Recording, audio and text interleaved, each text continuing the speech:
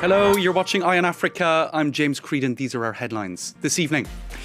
Presidents and ministers from global powers have been crisscrossing Africa over the past few weeks. We'll get some analysis on the geopolitical chess game taking place on the continent.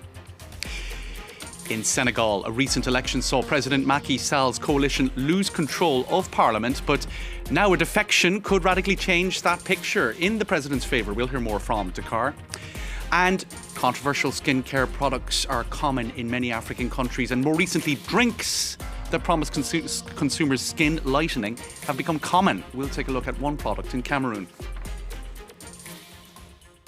Thanks for watching. Now, as we return to a multipolar world, nowhere is the rivalry for power and influence and interests more visible than in Africa. Now, this week, it was the US Secretary of State, Antony Blinken, visiting South Africa, DR Congo and Rwanda. A few weeks ago, Emmanuel Macron visited Cameroon, Benin and Guinea-Bissau. In parallel, Sergei Lavrov, the Russian foreign minister, visited the Republic of Congo, Egypt, Uganda and Ethiopia. All the while, China's influence grows on the continent. Now, to discuss all of that, we're joined this evening by Eric Olander, usually in Ho Chi Minh City, but currently in San Francisco. You're the editor-in-chief of the China Global South Project, Eric, and thank you so much for talking to us this evening on Eye on Africa. Great to be here, James. Thanks for inviting me. Now, I suppose let's start with, the most recent piece of news in terms of all of what I discussed there in the introduction. Antony Blinken visiting South Africa and during also DR Congo and Rwanda. Now, the competition with China sort of came up a number of times during that trip. He was, very much denying that he was there to counter Beijing's massive influence on the continent. But I think it can't be fully denied, can it? Well, it can in one respect, because the people bringing up the competition with China were the journalists and the media, and that was the narrative that was coming out of the visit. But you did not hear that from the secretary himself, nor did you hear it from the foreign ministers that he was meeting with. Naledi Pandor, in particular, was trying to, to steer this away from great power competition. So the United States was going out of its way on this particular trip to downplay China. Compare the new strategy for Africa that had only one passive mention of China and only two mentions by the secretary in the speech, again, about climate change and debt relief, so not even antagonistic in that respect. Compare that to the previous administration's policy on China for Africa, which had 14 mentions of China by then National Security Advisor John Bolton. So a big change in tone from the administration on Africa. They do want to play down great power. They really are hoping to reset, in many ways, the relationship with Africa to be a more affirmative towards the United States. And really, again, you heard over and over again Secretary Blinken saying, we don't want to force African countries to choose. Now, what they say and what they do are two different things, possibly, but at least from the rhetoric, the secretary was trying to downplay the great power competition and shift the relationship back to a U.S.-Africa one. Okay, and we saw Emmanuel Macron also visiting several African countries a few weeks ago. And during that trip, he took aim at Russia and at Sergei Lavrov. He made some remarks that didn't necessarily go down terribly well in Cameroon, talking about the sort of Russia being the last colonial power in terms of its behaviour, I suppose referring to Ukraine. But he got a little bit of criticism for remarks like that in countries that France had previously colonised. What of France's efforts to sort of push back against Russia's creeping influence in certain parts of the continent?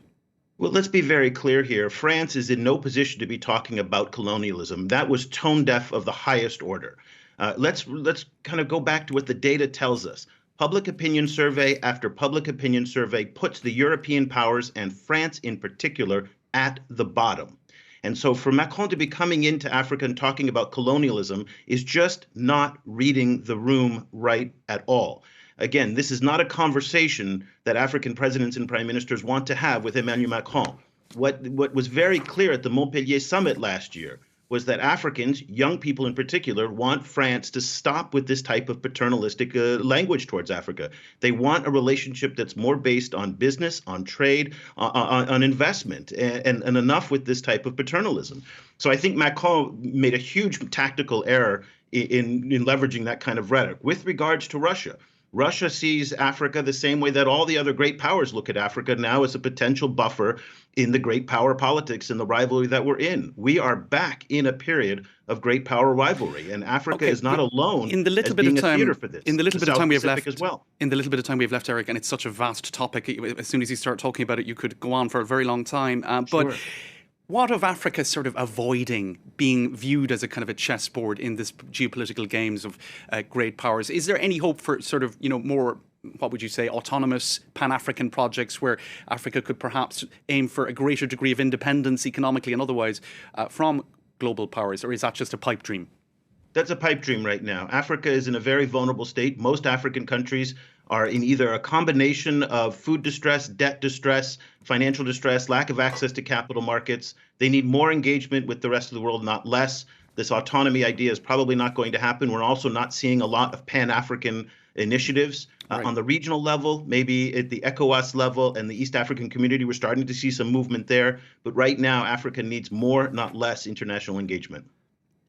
Eric Olander, in just under 6 minutes, we covered an awful lot. Thank you so much for your thoughts this evening from San Francisco, and enjoy the rest of your holiday. Now, at the end of July, Senegal went to the polls to vote in a crucial parliamentary election. President Macky Sall's governing coalition was one seat short of maintaining its majority, potentially hamstringing the leader for the remainder of his term. Now, in the run-up to the reopening of Parliament, it looked as if for the first time in the country's history, the National Assembly would be held by the opposition. But a recent defection of an independent MP over to the governing coalition has dramatically changed the picture. Sam Bradpeace has more.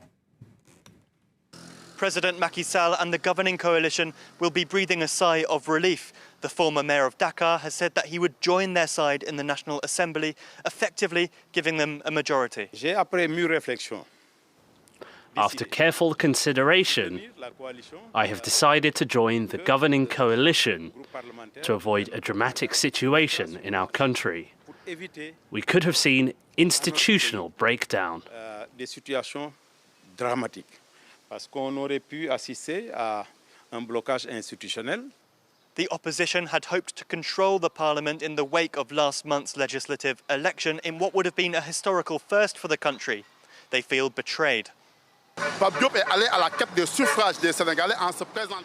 Diop went looking for votes as an opposition candidate. This is how he was elected. By joining the presidential team, he is conning voters. But everyone expected him to do this. Parliament reopens in Senegal in September following a summer recess. President Macky Sall will be hoping to use his new majority to make his mark ahead of the end of his term in 2024. All right, time now for some other stories from across the continent. Germany has suspended, until further notice, all military operations in Mali. It has been taking part in the UN mission MINUSMA. Berlin denounced a new refusal to fly over the country by the Malian authorities. Ethiopia announced on Friday it has completed the third filling of its mega dam on the Blue Nile, a new milestone that could raise further tensions with neighbours. Ethiopia's massive hydroelectric dam project on a tributary of the Nile has already caused upset with Egypt, which depends on the river for 97% of its water supply.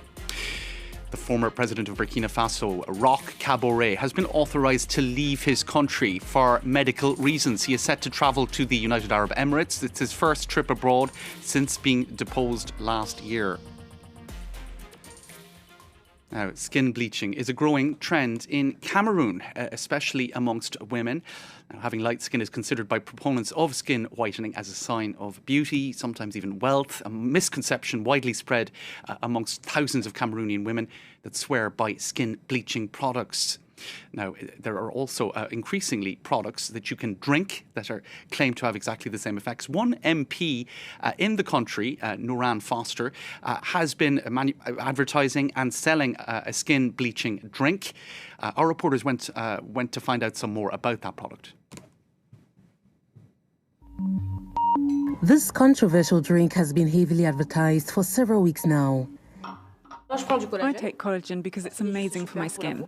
According to this businesswoman, who is also an opposition member of parliament, if you take this drink, it will bleach your skin. 34-year-old Nuran Foster runs a cosmetics company that is currently at the heart of a heated debate, since she launched this product that promises women whiter, more beautiful and younger skin. There's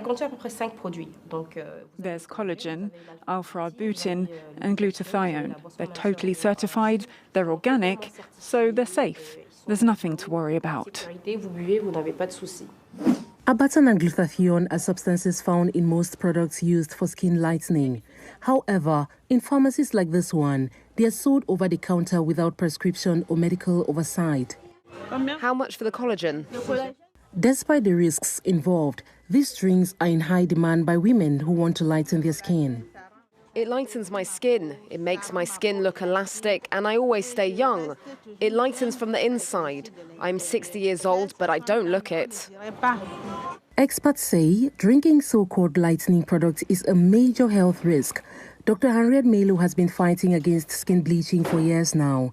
According to the renowned dermatologist, consuming molecules like alpha-arbutin can have serious consequences for the body. Alpha-arbutin is close to hydroquinone.